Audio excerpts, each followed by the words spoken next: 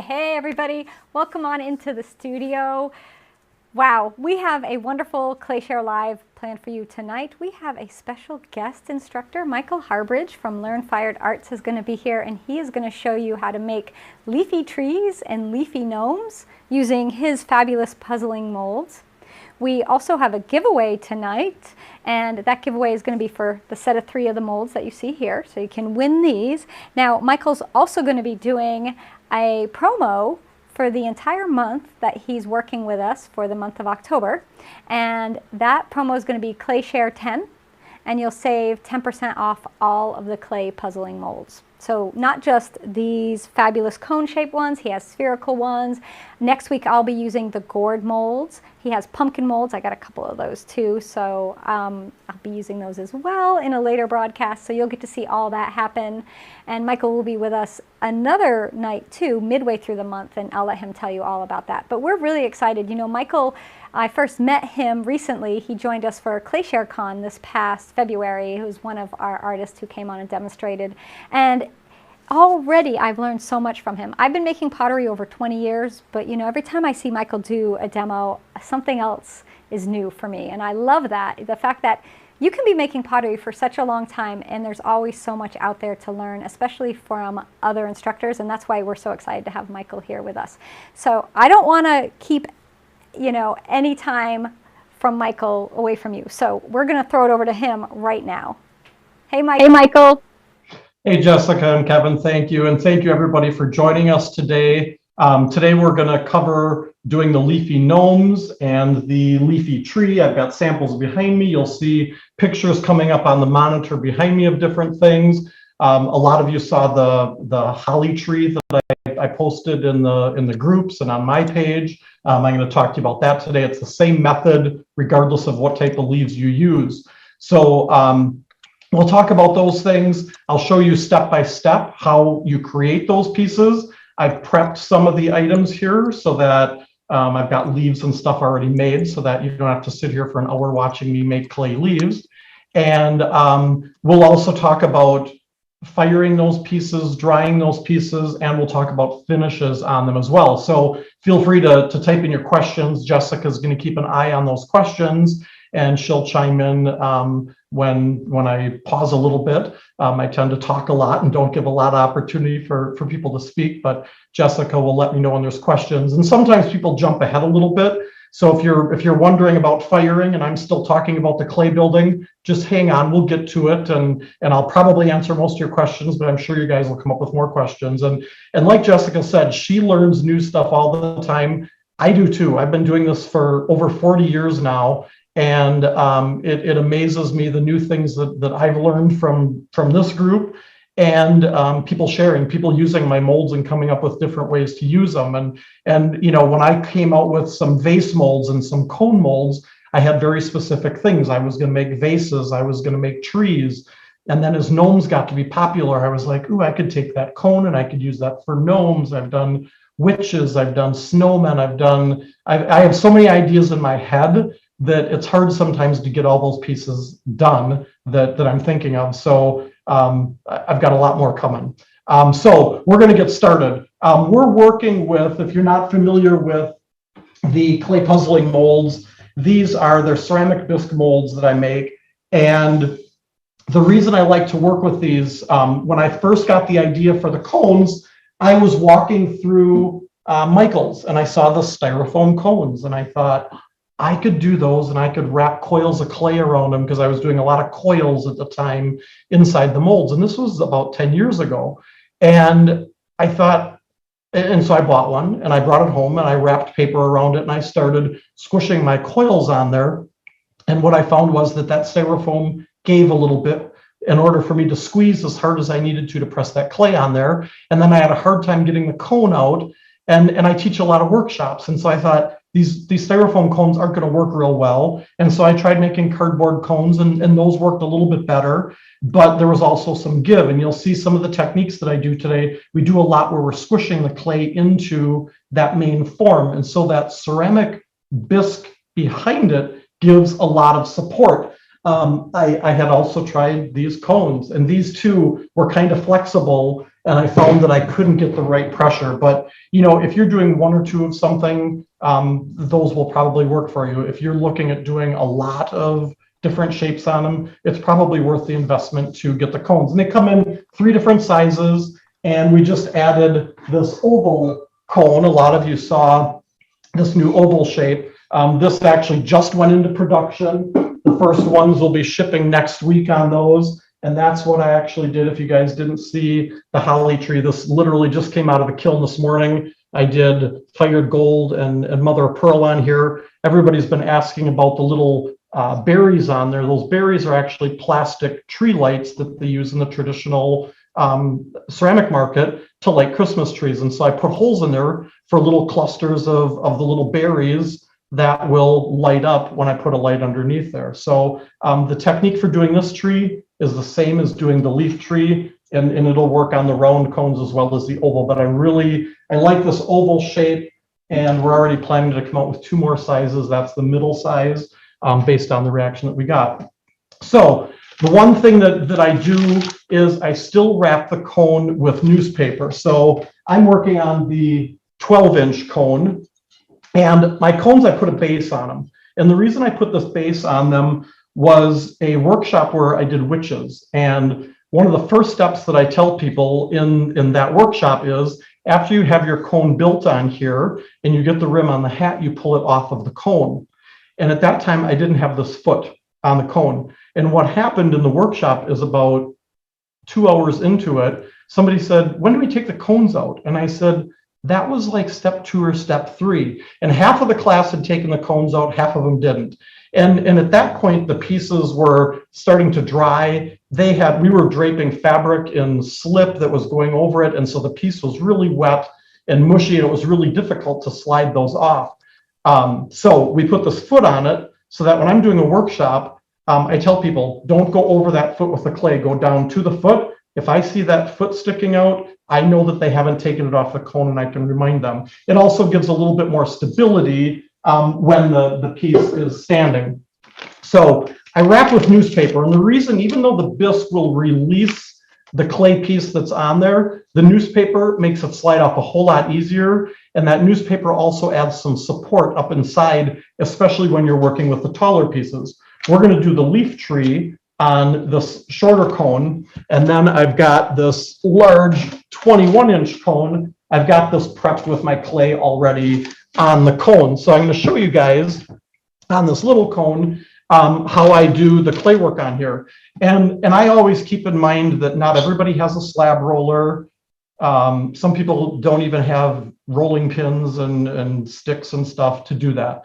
And when I go out and do workshops, I don't haul enough slab rollers that everybody in the class has a slab roller. So I will show you very basic techniques, but if you have a slab roller, you have a rolling pin, you can roll out your slab of clay to do this first step. And I'm gonna flip the camera down here so you guys can see what I'm working on here. So what I end up doing is I use my clay cutter and I set it to a thickness of how thick I want the piece to be. And on the shorter cones, I'm probably going between 1/4 to 1/2 inch thick, and I cut off my slabs of clay to that thickness, and I wrap them around the cone.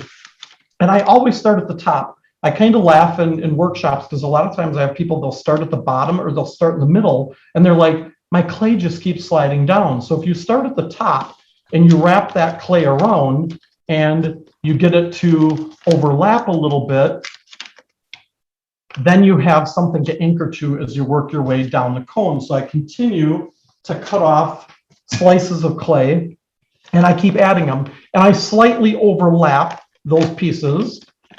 And I'm not worried at this point about this being perfectly smooth. I'm really just trying to get a layer of clay over the whole cone. And again, if you've got a slab roller or a rolling pin, you can just roll out a big slab of clay, wrap it around here, and do the smoothing that I'm going to show you in just a minute. But this is for anybody who doesn't have access to that. And I want to fill in all of the areas. Now, if I go down over the bottom of that, I'm going to cut that away, but I'm going to use a flexible aluminum or a steel rib, and I'm going to go over that cone and I want to smooth out where all of those pieces of clay overlap. And so I tend to drag from the top down. I come from the bottom up. I'm going to flip this so that you guys can see this better. And I just kind of work that clay and I really mash it together and squeeze it together everywhere that those pieces of clay overlap one another. And that rib, with it being kind of flexible, I can kind of round it to go over that contour. And where I've got an overlap piece of clay, I can take that rib and pull it over and actually pull off the excess clay. And so I can usually do this really quickly, just going over the cone, applying pressure, and removing excess clay.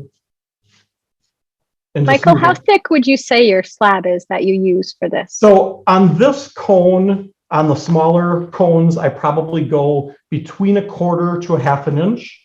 When I'm doing a taller, like the 20-inch cone, I will probably go 1/2 inch or a little bit thicker. So the bigger the piece, usually the thicker I go, because we're going to be adding branches to this. For the gnome, we're going to be adding arms and different things, and we're going to be pinching the top and twisting it. So bigger pieces, a little bit thicker than I do on the smaller pieces. And I'm not worried about this being perfectly smooth, because this one we're going to be covering, we're going to do leaves on here. We're going to pretty much cover this whole thing with leaves. So to trim the bottom, I just use a wooden tool, or you can use the needle tool, and I just kind of take that around and I draw and just carve a light line into the bottom where I want to cut it off so it meets up. And then I go back and I use that tool to actually cut and slice through to remove that clay. I'm not worried about the paper hanging over into the inside. I just fold that extra paper up into the inside of the cone while I'm working. And I just tear that clay away and I save that to use later. So the foot of my cone is sticking out. So like I said, in workshops, I can see this. If you're teaching workshops, you want to keep an eye on that, because there's some of these steps that we do all of it on the cone, which the leaf tree we're going to do. There are things like the gnome where only part of it are done on the cone, and then we take it off of the piece. So leaves, let's talk about leaves for a minute. You can use real natural leaves. I went out and picked this one from a hydrangea bush, which in Wisconsin, it's amazing that we're into the first week of October and it's still in the 70s, 80s, and 90s here most days, that I still have hydrangeas blooming outside. But this is a really good example of a leaf that has really good veining on it. I love these hydrangea leaves. And usually the veining is on the back of the leaf. The top of the leaf, you might see it, but the true texture a lot of time is on the back side. So if you're looking at natural leaves, flip them over, look at the back side for the veining. Unfortunately, in the middle of the winter, I can't go out in Wisconsin and pick these leaves. So I work with these rubber leaf forms, and these were made from real leaves. Molds were made from real leaves, and this happens to be one of the hydrangea leaves, and you can see the nice veining that's on there as well. One of the things that I really like about the rubber leaf forms, not only that I can use these in the winter and all year round, is how thick the edge of the leaf is here versus a natural leaf that is really thin. And the reason that I like that is when I do things like this, where I'm doing the leaves as impressions into the clay, and I do a wash. So this one, I do like a wash of black glaze over the top, and then I go back and I fill in colors. I get a really nice deep edge on that leaf. And I'm going to hold this up to the camera. You guys can see, if I can get my finger in the right spot here, how deep that leaf makes an impression in there along the edge. When you use a real leaf, a lot of times you don't get that real deep, thick indentation on the edge. And when you do a wash, it's hard sometimes to catch and get that outside edge of the leaf to really show up. So that's, one of the reasons I like that. They're also, it gives me very consistent leaves, and I can just keep reusing these over and over, where sometimes natural leaves, as you peel them out, they tend to want to rip, and after a while, they don't work real well. So real leaves will work for this. The rubber leaves work great, and you can use them all year round. So the way that I use... Got a couple questions before you carry on. So do you have a template for cutting the slab out that will fit your cones, or do you just freehand it when you put the clay if I slabs was doing a slab and I was wrapping it around the cone, I would wrap it around. And as I bring the slab around, I would just cut that so that it kind of meets up. I don't really have a template for it, but that's Okay. not a bad idea to have a template for that. Yeah. And then the other question was the size leaves were you showing? Are those your medium size sets? Yeah, so that hydrangea is a medium leaf. Okay. And most of the leaves come in sets. So I'll give you an idea here of, I was making a whole bunch of leaves before we got started here. Find my other oak leaf. No, here, I'll grab a. So this is the hydrangea leaves. This is the largest of the set of 3 oak leaves, and this is the smallest. The medium is, oh, here's the medium. So there's small, medium, and large in the oak leaves. So the medium-sized leaves, and on the website, we've got the dimensions of everything on there. But then a lot of them come in sets, like the oak leaves come in sets of 3, the maple leaves come in sets of 3, some of them come in sets of 4. So you'll find lots of different options. And then there are really big leaves as well. There's big leaves like this. If you're doing big bowls, I've used these in the sides of big vases and things as well. Ooh, those are nice. And before I forget, I almost forgot, I was going to mention right away at the beginning, because I learned from the last time I was on ClayShare that you guys tend to go in and order stuff while I'm teaching. And so if you're going in and placing orders, we do have a discount code of ClayShare10 that will give you the 10% off on the clay puzzling mold. So if you are going in to do that through the checkout process, you'll see a spot for a coupon code, enter that coupon code, and then hit enter to submit that discount code. And once you do that, it should take off 10% on any of the clay puzzling molds. So when I'm working with these leaves or any type of leaves, I usually flatten out a piece of clay. Again, I go about 1/4 of an inch or a little bit thicker.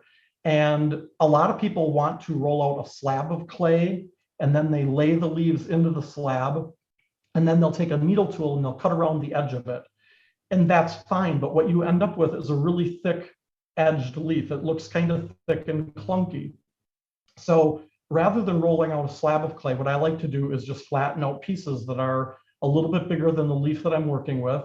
And then I lay that leaf on top, and I just go around and I press that leaf into that piece of clay. So by starting out with a slab of clay that's 1/4 of an inch or a little thicker than 1/4 of an inch, when I press that into it, it's going to thin that clay a little bit.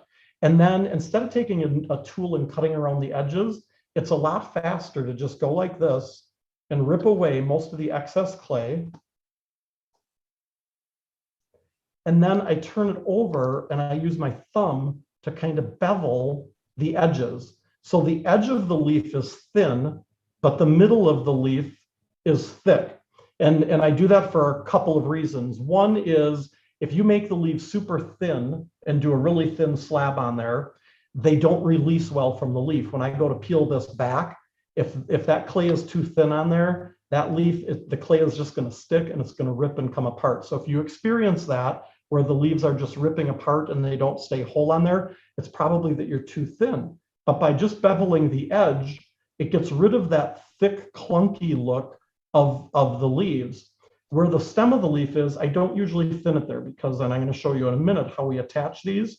It makes it a lot easier to grab it and pull it back on there. And that edge of that leaf is going to get mashed into the tree and nobody will see that. Now the oak leaves, they have some tighter spots in there.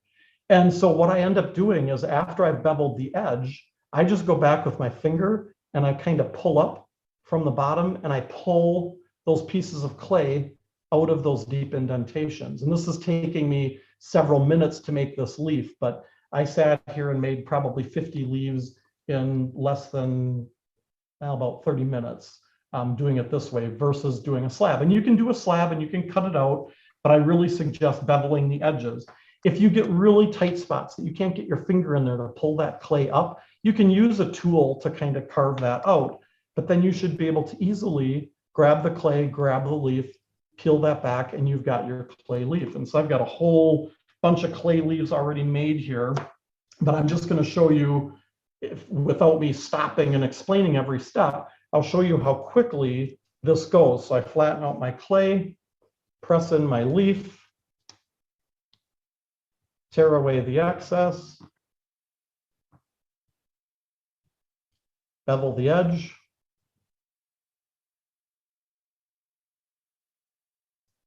Do you have a preferred clay, Michael, for working with these, like one with grog or without grog? I do like working with a grog clay, and I'm working right now actually with a raku clay body because I'm going to raku parts of these pieces.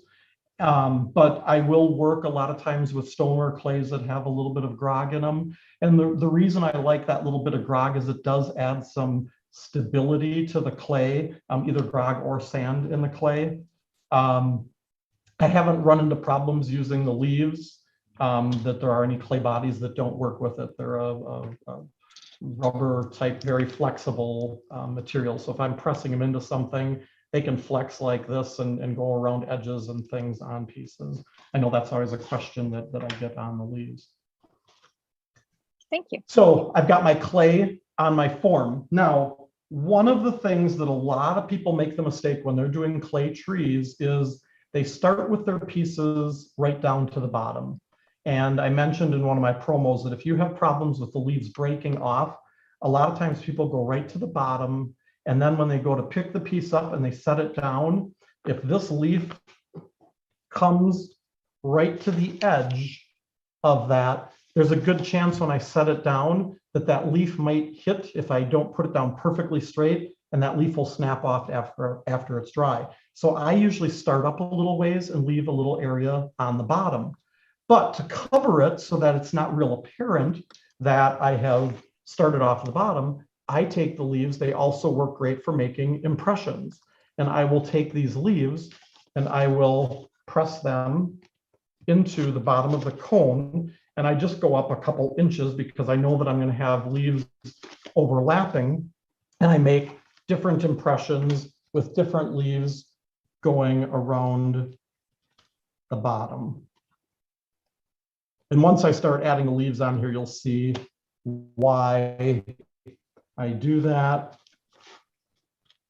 And you can also leave that area smooth if you want. You don't have to make leaf impressions on the bottom. And you can also use things other than leaves. If you don't want to do leaves on your tree, I've got a what's called the bark texture pad, and it has bark texture. And I will take and press that into it. Or if you've got stamps, you know, if you're making your branches of your tree with different stamp textures and things in it, you can use any of those textures in this bottom area as well. So I've got. So Michael, you do ship internationally, right? So if someone wanted to order these outside of the US, they could get your leaves. We do ship internationally, and our website is set up. We used to have international shipping on our website that went to pretty much every country. And because the clay puzzling molds are fragile, when we ship out of the US, we have to ship them, or we have to pack them even better. And so we end up going with bigger boxes, and we found that our website, it's all based on the size of the package and the weight of what's in the box. And so when you come to our website and you order this and this other thing, our website figures out how big a box it goes in. When we go international and have to go bigger boxes and more packing material, it changes the weight and the size. So our website right now, other than Canada, we have it set up for shipping quotes to Canada. If you are international, just send me a private message or an email with the items that you're looking for, or you can go in and add them to the shopping cart and then message me. I can go in and look at carts that have not checked out, and I can get you a quote based on your address and things of what the shipping will be. And if you want to make the purchase, you can. If you don't, we just delete that shopping cart. All right, so once I've got the impressions in the bottom, it's time to start adding the leaves. And so, like I said, I don't go all the way to the bottom with these leaves.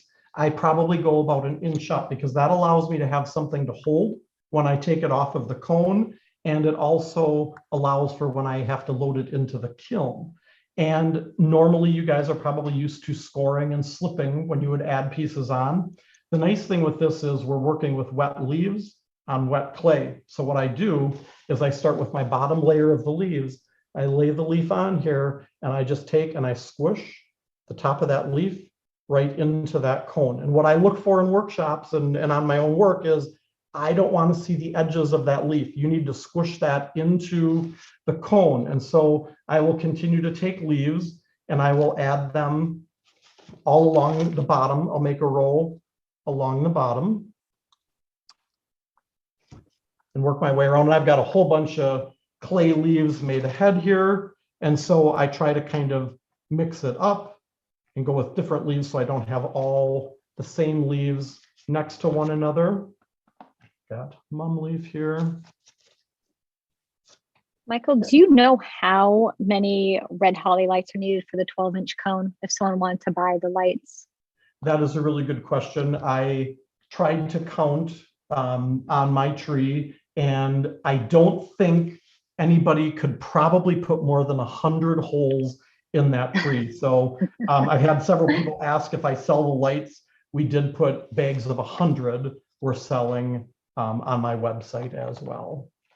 Okay, so you can get the lights from Michael too if you're going to do that holly tree mold, that beautiful holly tree he showed earlier. I also can see that tree with done with like fired snow on it. I debated doing snow or overglazes on it, and I was like, oh, I really love the look of mother of pearl and luster on there, but I can see that tree done in a lot of different techniques and finishes.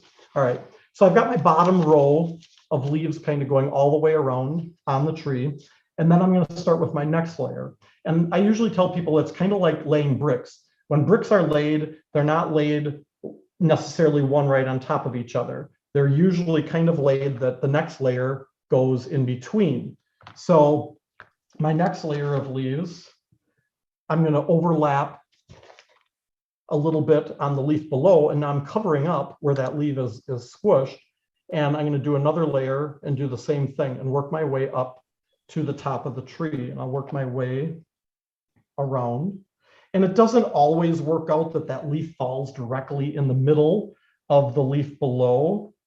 But you usually, you'll have some that will stack straight up on top of each other. But for the most part, you should be able to get it so that they're not going up straight in a row. And I've had people in workshops that do that. And it's not always it doesn't look necessarily as nice when the leaves all go perfectly straight up and down on there. So try to mix it up. I got a few folks who've already ordered and they want to know if they can add to their order because I didn't know the lights were available. Yep, if you want to add to your order. So on our website, if you're in the US, there's free shipping on $50 orders. And so I think everybody who's put in orders pretty much has ordered $50 or more. And so they would qualify for the free shipping. So you can put in another order and just use the coupon code FS as in free shipping, FS100. And that will take the shipping off of your order if your next order isn't over $50, if you just need to order the lights. And then do me a favor, and in the comment section, just make a comment that you have another order and to add it to that order, and then we'll look for the other order and match those up and make sure that they get shipped together. If you are outside of the US, unfortunately, we don't do free shipping. Canada, we can't do free shipping. If you're in Hawaii and Alaska, as long as the items you order fit in a flat rate shipping box, we do free shipping. But our website will automatically calculate for Hawaii and Alaska. And then if we can fit it in a flat rate shipping box, we take the shipping charges off of your order, and it's a nice, pleasant surprise for you. Do you have an acorn shape for folks to add to their acorn trees if they wanted to make oak trees, have the acorns? I don't have an acorn shape, but I can show you guys how to do an acorn. It's really pretty easy. I've done bonus acorn before. So I usually start out with a ball of clay. I got to remember how I did this. And then I kind of take and I pinch the bottom in a little bit so that it's not quite round, it's not quite oval, it's a little more pointed. And then I will take some type of a tool and I will kind of run this and make an indentation for the top of the acorn. And then I just kind of go back and smush that and work it with my thumb so that I get kind of, it looks like there's a top to the acorn. What I don't have here to use on the top of this, it's called tulle. It's a fabric that's used in like making dresses that make like big Cinderella dresses really puffy. It's kind of a holey fabric. And then I take the top of this and I have a piece of that fabric and I kind of roll this back and forth, and it adds a texture just like the top of an acorn, and it kind of forces these sides down a little bit so that they kind of overlap onto the bottom part of the acorn. If you want to add a little stem to it, I make a little indentation. I take a little piece of clay and I put a little slip on there, and then I stick that inside to make my little stem on my acorn. So that's a good idea to add acorns to your tree as well. Now, as I'm getting up toward the top of the tree, I don't want to go all the way to the top before I take it off of the cone. And you can see that I'm putting quite a bit of pressure while I'm adding these leaves. And this is where I ran into with the styrofoam cones. I ran into issues where applying this pressure, it was denting the cone a lot. And I found that those cones weren't going to last to do many of these trees. And sometimes on the cardboard cones, I ran into where I'd be pushing on this side and it was pushing out and flexing on the other side and was causing my tree to crack.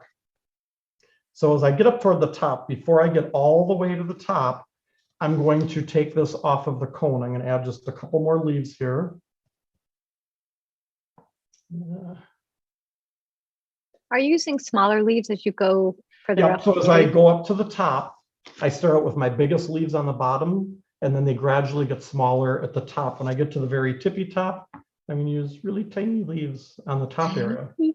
But I want to slide this off of the cone now. So I'm going to get all my extra leaves out of the way here. And the way that I do that is I flip the cone over. And again, that foot on there, if I had gone all the way to the bottom with the clay, I wouldn't be able to be picking this up and working with it. I will put my other hand on the other side and gently lay it in that hand, pull out the excess newspaper, and then I take my hand and I kind of make like this shape and I stuff it inside of the cone, kind of wedge it in there, and then I kind of wiggle it and I slide that cone right out. So my hand is stuck inside that cone and I kind of wiggle it like this as I pull it out of the inside.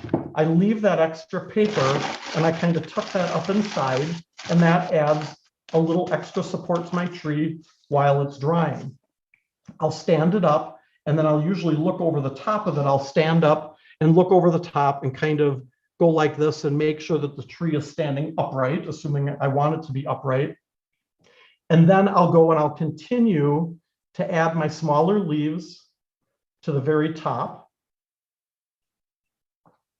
Now, you didn't wait for things to dry. You just rolled out your slab. Yep, and just started working immediately. Yep. Yeah, you don't want the clay on the cone, you don't want that to get real dry before you start adding the leaves, because then when you go to like squish this clay into it, it won't bond as well if that clay base of it is real dry.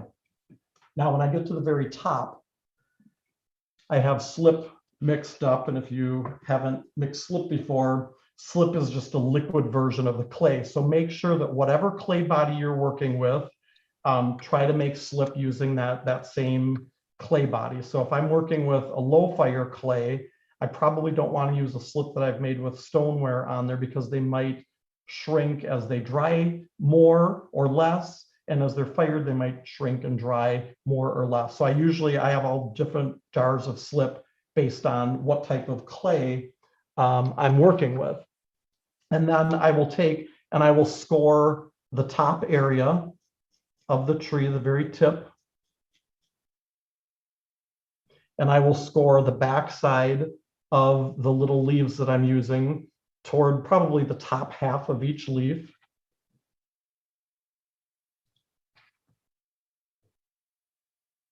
And I just want to let everybody know you can use any clay for this.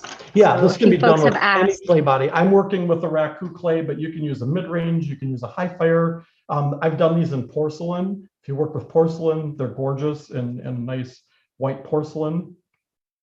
I'm going to add slip, and then I'm going to attach this. And because I don't want to squish this and lose the texture of the leaf, I'm just kind of pressing this on, and I'm going to continue to work my way around. And I usually can add 3 leaves to the top of the tree and fill in that very tip. And I'll hold this up in the camera once I get these added on here. And I'm just real gentle as I kind of bend those leaves around. Now, if I'm not real gentle and I lose some of that texture on the leaf, I can always go back with that rubber leaf form, and I can kind of press that on there and kind of squish it and add that texture if I end up losing some of that texture on the top of the piece. And so that is the basic building. Then I'll go back now and I'll kind of fluff my branches. So I'll go back and I'll lift some of these branches up a little bit. I always tell people if they're transporting these and taking them home to fire from a workshop, I'm like, don't get your branches sticking out too far, because that's just asking for them to get broken off. So I do a little bit of fluffing, and I'll pick this up and hold this up. And a few questions about making, how many leaves did you make to make this? Now, I know I would make a bunch ahead of time, put them in a damp box and let them sit there until I could work. Yep. So about how many leaves do you think you made for this project here for the 12-inch cone? For this tree, I had 2 of these 11 by 17 pieces of foam, and I had them covered with leaves. So I'm going to say probably about 40 to 50 leaves for this tree that I made ahead of time.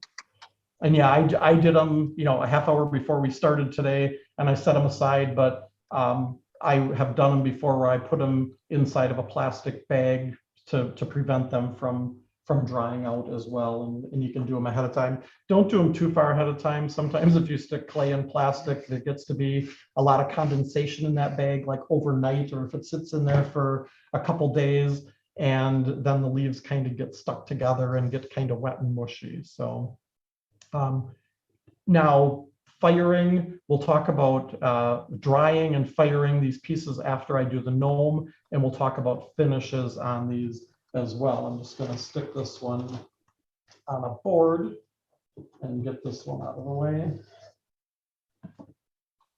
Normally I would have set this on the board when I first set it out, but I forgot to put the board over there. So let me get this one out of here, and we will go to the leafy gnome.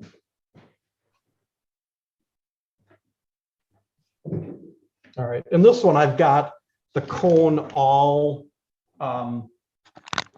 covered with the clay. I did that ahead of time, so you guys didn't have to sit here and watch me do that on the bigger cone. So that's all prepped. I've still got it on the cone. Again, I've got the bottom sticking out on here. And you don't have to, when you do the tall cone or any of the cones, you don't have to go the full length of the cone. I've got a couple extra inches down here on the bottom that I didn't fill in with clay. So if I don't want my piece to be quite as tall, I don't go all the way down to the bottom on it. Now, keep in mind on these gnomes, a lot of times we twist the top of it to get some curves and things on the top of the gnome. And I'll show you, this is my Harry Potter, my version of Harry Potter. But you can twist these hats around. So a lot of times people will be like, well, I don't want a 21-inch gnome. Well, that hat, if you twist it around, you might end up with a 16 or 17-inch gnome in the end. So keep that in mind as you build that. If you're thinking, well, I don't need it that tall, think about how you're going to twist the hat around on there. So we've got the clay on here. I smoothed it with the rib. Again, I'm not looking for perfectly smooth surface on here, but I'll usually take my fingers and kind of run them down a little bit to get rid of any real big rough areas that are on there. I'm usually cautious about allowing people, it's kind of a joke if you take a workshop with me, I rarely ever have bowls of water and sponges on the table, because I find a lot of times people overwork their clay with water and they turn it into muck. And so if I do put sponges out, I always caution people about not getting their piece too wet. And so I've taken this sponge and I've wrung it out in the water so that there's almost no water in here. It's just kind of damp, and I can run that over the piece just to smooth out the rough areas on there. A lot of this bottom area we're going to be covering with leaves in his face, so I'm not too worried about that at this point. But the first thing I want to do is make a rim for the hat. And a lot of people will make their gnomes in multiple pieces where they actually have a separate hat that goes on the piece. And I like to do it all right on the cone shape. And so I could extrude coils of clay, I could roll coils of clay, or I can just take and make a coil like this. And I usually tell people it's about the diameter of my thumb.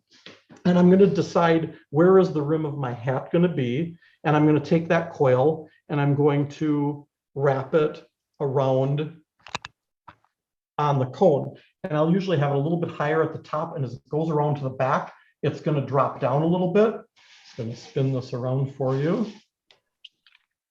going to make another chunk of coil here, and it doesn't matter if it's all one long coil or if you have to piece it together. I'm going to break this off. And again, normally you would score and slip when you're adding parts, but to do this rim on the hat, we're actually going to take our finger or our thumb, and we're just going to squish the top of that coil into the hat all the way around. Now, if I was doing this on a styrofoam cone, I would probably be squishing into the styrofoam at this point as hard as I am pressing to squish this coil on. And the reason I like to squish this on is because then I can blend that up into the hat, and it's nice and rounded. It doesn't look like I added a coil, but it gives the illusion that there is actually a separate hat on this piece. I can take my sponge over again and smooth that a little bit.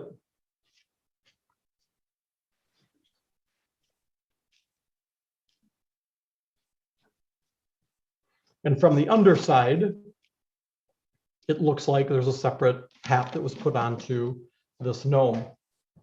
So now, how far up from the bottom did you start the hat, would you say? So I probably went about halfway.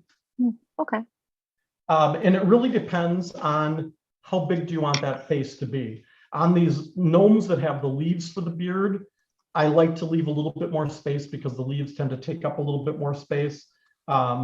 If I was doing the extruded coils, which I'm going to show in my live next week, I might not leave as much space. I might come down a little bit further on there. So now on the hat, if I want to add impressions on the top, I can use my leaf forms, and I can go along and I can press these leaves into the clay before I take it off of the cone form. And you'll find that when you are using your hands and your fingers, you're going to get lots of fingerprints and stuff in here. And so that's one of the reasons I'm not really worried about this being perfectly smooth when we start, because I know my fingers as I'm doing this is going to add some marks and things on there. But I want to get a good impression of these leaves. And I'm just going to leave that one there, and I'll explain in a minute why. This leaf I'm going to take and have it coming upward a little bit. And to get rid of my finger marks in here, I just take a washcloth that has a nice, I get these in 12 packs at, department store, Walmart has them. They have a nice texture. And so I'll take that towel, and while that leaf is still in there, I'll take that towel and press over that area between the leaves. And that puts a nice texture into my clay background where my leaves are not leaving an impression. And so I don't see all those finger marks.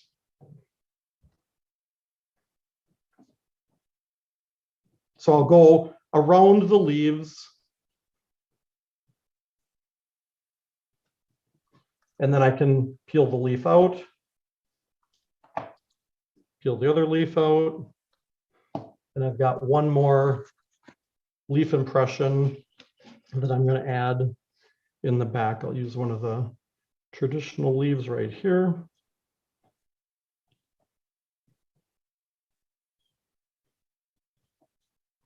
And then I'll go around the edge of that with a towel as well.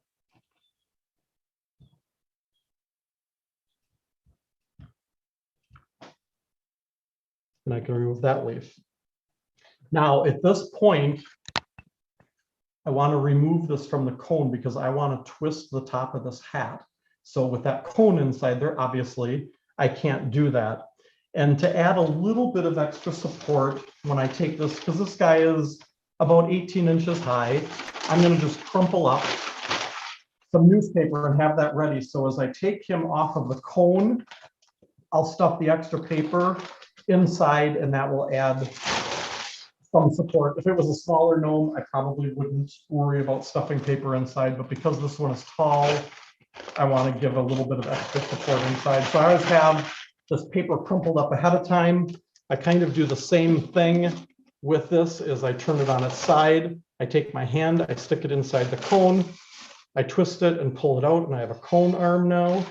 Set that down, stuff the paper inside, and then I stuff the extra paper up inside. And I'm not stuffing it real tight. I don't want it like the pieces bulging, but I want to stuff it fairly full so that when I stand this up, I'm going to remember to put my board under it this time.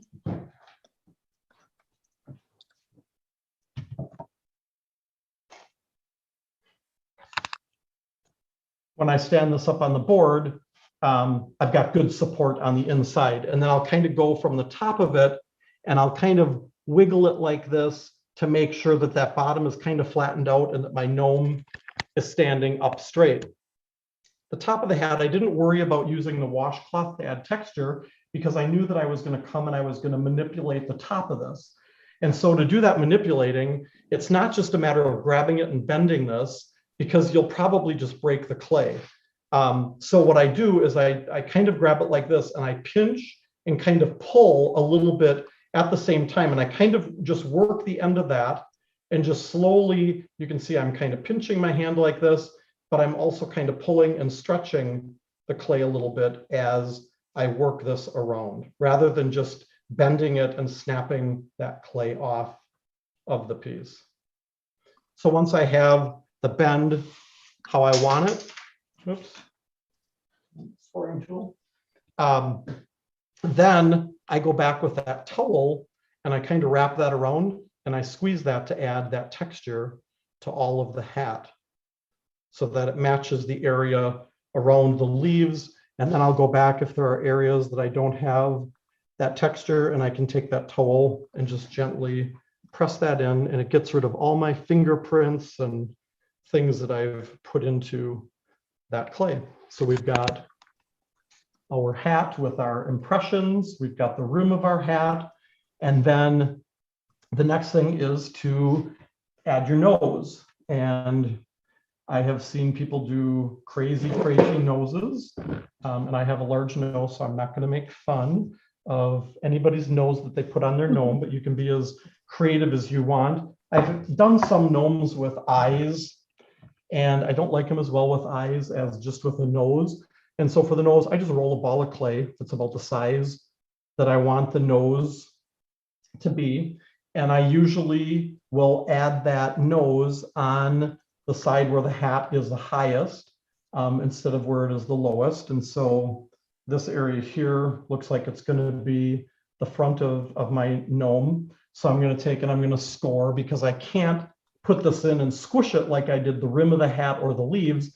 This is just going to get stuck on. So I'm going to score the back side. I'm going to score where his nose is going to attach. And I'm going to put my slip that I closed up now. We open that. Half the time I end up forgetting to close the bottle of slip and it dries up on me, and now I'm closing it when I still needed to use it. I'll add some slip onto that area. And as I attach that, I kind of twist it. I twist it back and forth. And a lot of times people, when they score and they slip, they just stick it on and they think that that's good. I like to give it a little twist. And the reason I do that is it kind of locks those score marks together. And in workshops, I will go up to people's noses and I'll grab them and I'll wiggle them like that. If they pop off really easily, I'm like, you need to kind of twist it like this. Just give it a little gentle twist to lock those score marks together on there. And then we're going to add the beard. And the beard on this one is all done with leaves. And so the leaves are done the same way that we did the other leaves. And I generally start and decide kind of where do I want the beard to end. And so I'm just gonna, I don't normally do this, but I'm gonna make some kind of markings on here of where I kind of want the beard to go. So I've got it kind of coming down like this. So I'm gonna start down at the bottom and I'm gonna start adding my leaves just like I did on the tree and layer them up on the gnome. If I want some type of texture on the rest of his clothing, I can do that. Sometimes it'll just be a rough texture of the score tool on there. Sometimes I'll leave it smooth. For this one, I'm going to leave it smooth, but you could add some type of textures and things on here.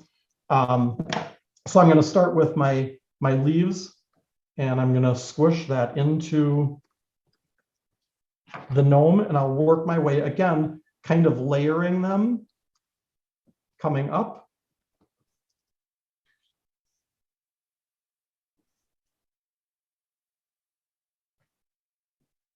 And I didn't make enough leaves. I thought I'd have enough here, but I don't have enough. And I'll squish it right up under his nose.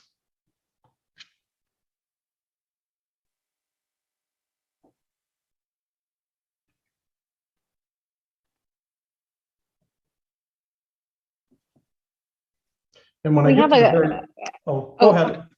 People just want to know what scoring tool you're using. They like it, and so they want to know what one is that. I love the scoring tool. Zem Tools makes this, and I of course have these on my website. But it is a retractable. How many times do you poke yourselves with your scoring tool? Look at that. It's retractable. Oh, yeah, it's nice. All of those go inside. And when I do workshops now, I have over the years.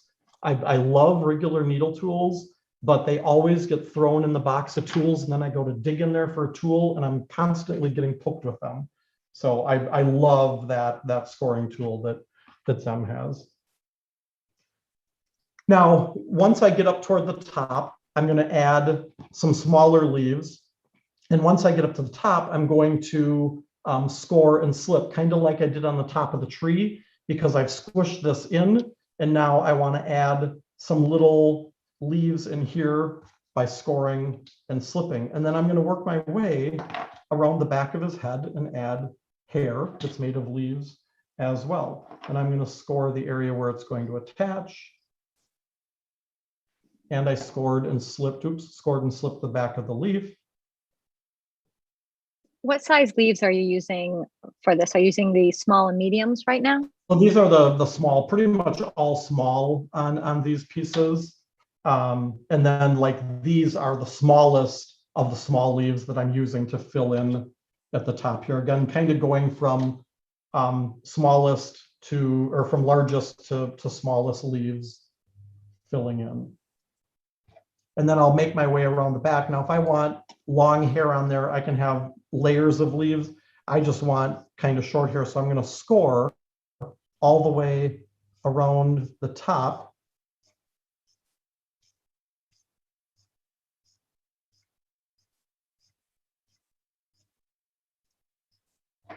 And I'll score the back of my leaves, and I'll start attaching those going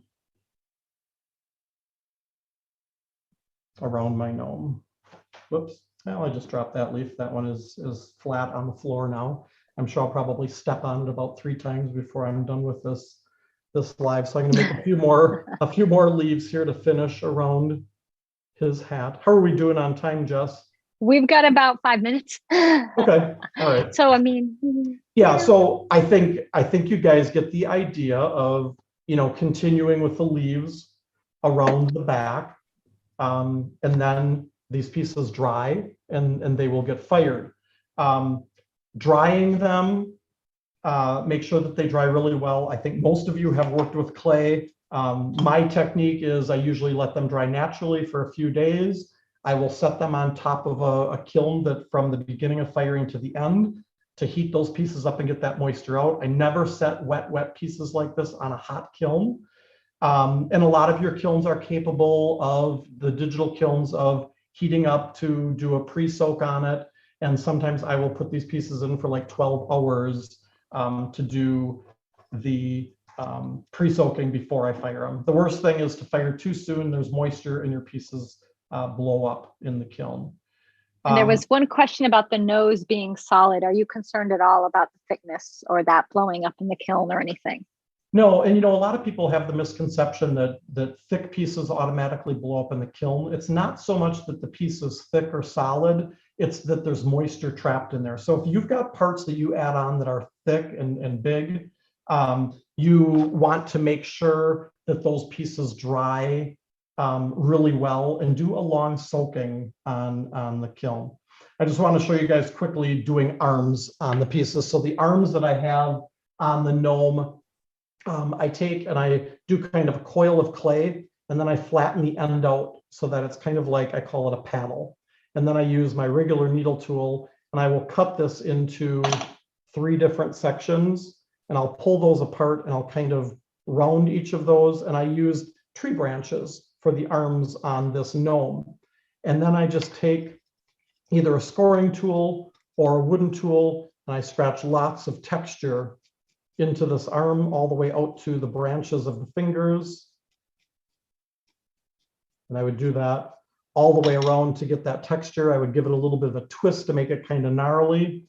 And wherever I'm going to add the arms, I take usually my wooden tool and I will decide where that arm is going to come out. And I poke that right in and I twist it to make a whole opening. And then I will score the end of this. I will dip it in the slit and I will put it into that hole and twist it so that that arm stays inside and is bonded well. A lot of times I'll go back and I'll kind of pinch around the edges to make sure that that is bonded well. Sometimes I have to put support under here of sponges or something, but I might twist this arm around. The picture that I had made a little clay broom that he was holding. You can kind of do, whatever you want, have him holding a pumpkin, whatever to do. Finishing these, I usually do washes of color. You've seen the pictures in the post. I do a wash of like black or real dark brown, wipe it back with a sponge, and then I like to go with stroke and coat to do the leaves and things to get these colorful leaves. It is like this had a black wash on it, and then I did an area of yellow on the leaf, an area of purple, an area of red and orange, and kind of brushed them wet on one another and just kind of overlap the colors. And it's only one coat, so it stays very translucent and your black shows through. And then do your glaze firing depending on the clay body that you're working with. Do you have some finished gnomes or trees to show everybody? Because I know, because we got some folks asking about, and also if everybody wants to see about glazing. Oh, look at them all right there. Look at those. Could you briefly explain quickly the glazing? Yeah, so this what is you did? What I just showed you on that bowl. I just did that on each of these leaves. I just did a black wash on here. I thinned it down, did the black wash, wiped it back with a sponge, and then I just went back with reds and yellows and oranges, and I did one leaf at a time, did a little area of yellow, a little bit of orange, red, kind of brushed them wet into wet, and just fired that. I did do a speckling or a splattering on here too. You can see the little black speckles. That's done with a splatter brush or a fan brush for that. And so you used stroke and coats for the colors on that? Yep. Yeah. And stroke and coat has such a nice firing range that they will go to higher temperatures and cooler temperatures. This tree, the holly tree, exact same technique, just using the holly leaf forms. And this one I did Mako's Irish Luck, stroke and coat, one coat on there. I wiped it back with a sponge, and then I went back and clear glazed it, and then fired it, did the gold, fired that, did the mother of pearl, and fired that. And so the holes in here were all done using a hole punch during, like once I got all the leaves added on, I used one of these hole punches, which I also have on my website, and poked the holes in where the pin lights go. And I'll just show you a couple other kind of cool things. So with the leaves, this is like a vase that was done, a clay puzzled vase where the leaves were laid inside the mold and the clay was pressed over the top to put those impressions. Same finishing technique on there. And you can use the leaves for other things as well, like this owl, instead of just doing traditional wings, I did leaves for the wings, and I did I love little that. leaves coming up above the top of the owl. And that started out as a vase. And this one as well, this was a large vase, and I use those hydrangea leaves for the wings. This poor guy has traveled around and he's got some chips in him from traveling, but so don't always look at things as a vase or a tree. The cones can be used for lots of different stuff. I've got several other types of gnomes back here you can see in the background. That's going to be my live next week. If you guys want to join me, I do it on my Facebook page. And then in 2 weeks, I'll be back with ClayShare, and we're going to do a clay project. There are some bowls that are going to have a bark texture to them, and then it's going to transition into leaves. And I'm going to show that with stoneware. I'm going to show it with low fire, and we're going to show it with raku. So the beginning of the live, we're going to pull pieces out of the kiln using electric kilns, show you guys how to use electric kilns, manual and digital. And we'll pull those pieces out. I'll show you how to build the pieces. And then at the end, we're going to show you the pieces coming out of the trash can. You'll be the first ones to see how those pieces look when they're done. Awesome. So much to do. Yeah, yeah. I got 2 weeks. And we had a few folks asking about the lights that you're using for your holly tree. Now, those are just the regular lights for Christmas trees. And then what do you have inside for a bulb to illuminate it? Just the regular illuminating bulb for? Yeah, it's just like a night light bulb. So yeah, the lights are just these little Yeah. plastic lights that go in. And then I'm going to make a little base to put like a pinch light underneath it. Just kind of a little clay ring that the pinch light will go up inside, that'll stand underneath the tree and keep that upright. Because a lot of times you'd put a hole in the side where the light would go in, but this way it can just stand up on the inside of that tree. And I'll make a little notch where the cord comes out under the back of the tree. Awesome. Fabulous. Michael, thank you so much for tonight. I just want to let everybody know we have a giveaway. Did you know? There's a giveaway tonight. To enter our giveaways, you just go to clayshare.com and sign up for our emails. That's how you get entered. If you haven't done that yet, you're going to miss tonight's, but we do giveaways every week. So stay tuned and find out what next week's giveaway is. I have a name here to give the prize away, and that is going to be the set of 3 clay puzzling molds, the cones that Michael was using tonight to make that super cute large gnome, and then that tree that he did. If you are not following Michael Harbridge yet, I highly encourage you to do so. You can find him on Facebook under his name, Michael Harbridge, and then his website is Learn Fired with a D, Arts, S plural, Learn Fired Arts. And he does a ton of tutorials. He's got a bunch of information on there. He has a lot of demos, and he really walks you through so many projects. He showed you just, I wouldn't even say the tip of the iceberg. It's that little you saw tonight. He has so much available on there, not just on making, but on glazing and firing and texture and ways to use tools and everything. So he also is doing a promo with us for the month. If you want to buy any of his clay puzzling molds, you can save 10% off if you use the code ClayShare10. I'm going to be putting that up on the screen. But right now I'm going to be giving away a prize to a winner. And that person who gets the set of 3 is Lori Waddell. Lori, congratulations, my dear. You have won yourself the set of 3 clay puzzling molds. Now, I have this set. I bought them. Michael was on ClayShareCon this past February. I bought them then, and yet have not used them. But I did come up with like 5 ideas watching this tutorial. So I'm going to have to get on it. And I've got some leaves too, and you can get your rubber leaves from Michael as well. So I've got leaves, I've got the molds. I have no excuse, right? So I need to make some gnomes and make some trees. All right. So what do we have going on in ClayShare? Well, we had 2 new classes last week. We're going to have at least 2 new classes this week coming out towards the end of the week.